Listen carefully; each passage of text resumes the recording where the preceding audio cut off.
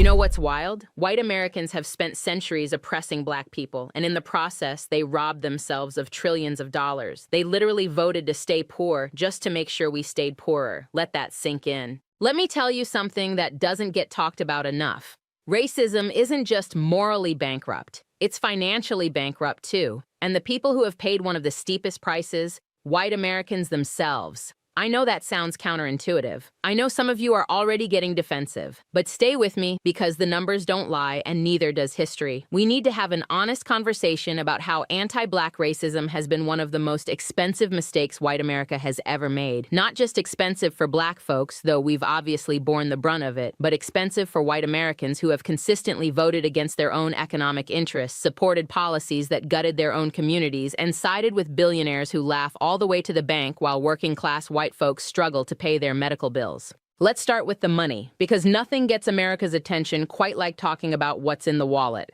Economists have calculated that racism has cost the U.S. economy roughly $16 trillion over the past 20 years alone. 16 trillion, that's trillion with a T. That's not some abstract number floating in space. That's lost GDP. That's missed opportunities. That's innovation that never happened. That's businesses that were never started. That's patents that were never filed. That's economic growth that could have lifted everyone's standard of living, including white Americans. When you systematically exclude black Americans from quality education, you're not just hurting black kids, you're depriving the entire economy of doctors, engineers, entrepreneurs, and innovators. When you redline black neighborhoods and prevent black families from building generational wealth through home ownership, you're not just keeping black folks poor, you're shrinking the entire consumer base, reducing economic activity, and limiting the tax base that funds everyone's infrastructure. When you create a criminal justice system that incarcerates black men at astronomical rates for minor offenses, you're not just destroying black families, you're removing productive workers from the labor force, creating a prison industrial complex that drains public resources, and perpetuating cycles of poverty that cost everyone. But here's where it gets really interesting and really tragic. White Americans, particularly working-class white Americans, have been convinced to support these systems even when they hurt themselves. Let me break down how this has played out. Look at healthcare. The United States is the only developed nation without universal healthcare. Why? Because when politicians proposed programs that would help everyone, including poor white folks in Appalachia and the rural South, those same white folks voted against it. Why? Because they were told that black people would benefit too. They were sold the idea that it was better to have no safety net at all than to share one with black Americans. So now we have white Americans rationing insulin, going bankrupt from medical bills, and dying from preventable diseases because they can't afford treatment. They chose this. They literally voted to deny themselves health care because they didn't want black Americans to have it either. That's not strategy. That's self-destruction masquerading as supremacy. Look at labor rights. During the New Deal, when unions were strong and workers had bargaining power, wages rose, benefits improved, and the middle class expanded. But integration threatened this arrangement. White workers were told that black workers would take their jobs, lower their wages, and destroy their way of life. So what did they do? They supported politicians who dismantled unions, stripped away worker protections, and championed right-to-work laws that devastated organized labor. The result? Wages have stagnated for 50 years. Benefits have evaporated. Job security is a joke, and white workers have less power, less money, and less security than their grandparents did, all because they were more afraid of working alongside black people than they were of being exploited by billionaires. Let's talk about education. White Americans in state after state have voted to defund public schools rather than integrate them. They've supported voucher programs that drain resources from public education. They've opposed investments in community colleges and universities that would provide affordable education to their own children. Why? Because educational equity might help black students too. So now we have white kids graduating with crushing student loan debt, entering a job market that demands skills they weren't taught, competing in a global economy where American education is falling behind. They shot themselves in the foot and then complained about the limp. The pattern is consistent, and it's devastating. White Americans have been manipulated into believing that their interests are opposed to black Americans' interests, when in reality, working-class and middle-class Americans of all backgrounds have far more in common with each other than they do with the oligarchs who pit them against each other. But racism is one hell of a drug. It convinces people to act against their own survival instincts. Here's what's particularly insidious. The wealthy white Americans who fund these divisive campaigns, who whisper in voters' ears about those people taking your tax dollars, they're not suffering. They have private health care. Their kids go to elite private schools. They don't rely on public infrastructure or social programs. They've rigged the economy so that they win whether public institutions thrive or collapse. They just need working-class white folks to keep voting against black folks, because as long as that happens, nobody's voting to tax the wealthy, regulate corporations, or redistribute resources more fairly. Lyndon Johnson said it best. If you can convince the lowest white man he's better than the best colored man, he won't notice you're picking his pocket. Hell, give him somebody to look down on, and he'll empty his pockets for you.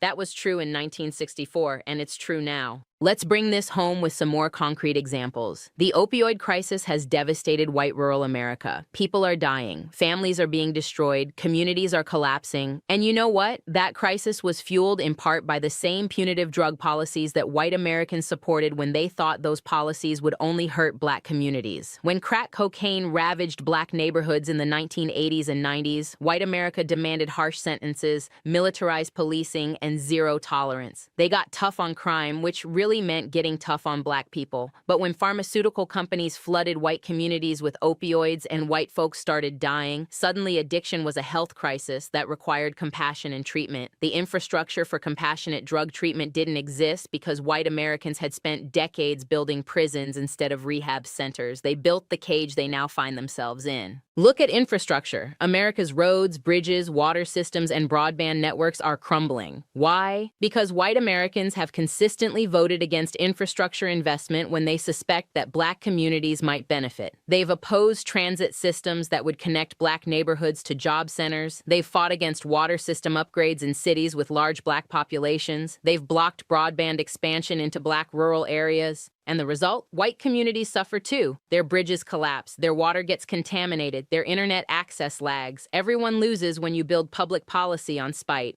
Climate change is another perfect example.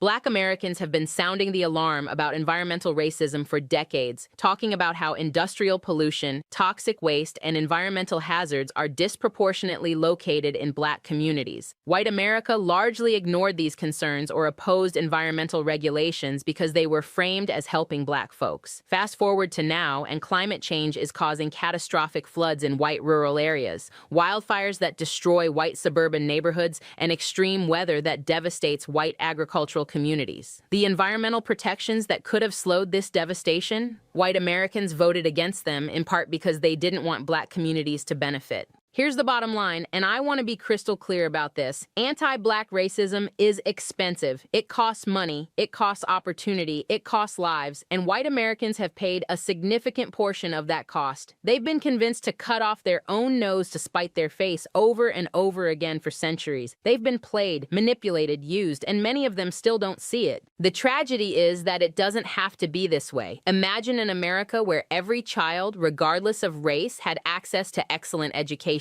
where every worker had strong unions and fair wages, where everyone had health care, where communities invested in infrastructure and environmental protection, where the criminal justice system focused on rehabilitation instead of punishment. That America would be wealthier, healthier, and stronger. White Americans would benefit tremendously from that vision, but they can't get there as long as they're clutching onto the belief that black progress is white loss. This isn't about charity. This isn't about doing black folks a favor. This is about white Americans recognizing that they've been conned, they've been sold a false choice, either maintain racial hierarchy or lose everything. That's a lie. The real choice is between an economy that works for everyday people of all backgrounds or one that works only for the ultra-wealthy while everyone else fights over scraps. White Americans keep choosing the scraps because they're afraid black Americans might get a crumb. The math is simple. The evidence is overwhelming. Anti-black racism has cost America trillions of dollars and made working-class white Americans poorer, sicker, and more vulnerable. It's time for white America to do the math. Look at their bank accounts, look at their healthcare bills, look at their kids' student loans, and ask themselves, has this really worked out for you? Because from where I'm standing, the people who benefit from racism aren't the white folks struggling to make rent. It's the people who benefit from keeping all of us divided, desperate, and too busy fighting each other to notice who's really robbing us blind. Anti-black racism isn't just wrong. It's stupid. It's bad business. It's a con game where white Americans think they're in on the grift, but they're actually the mark. And until they figure that out, we're all going to keep paying the price.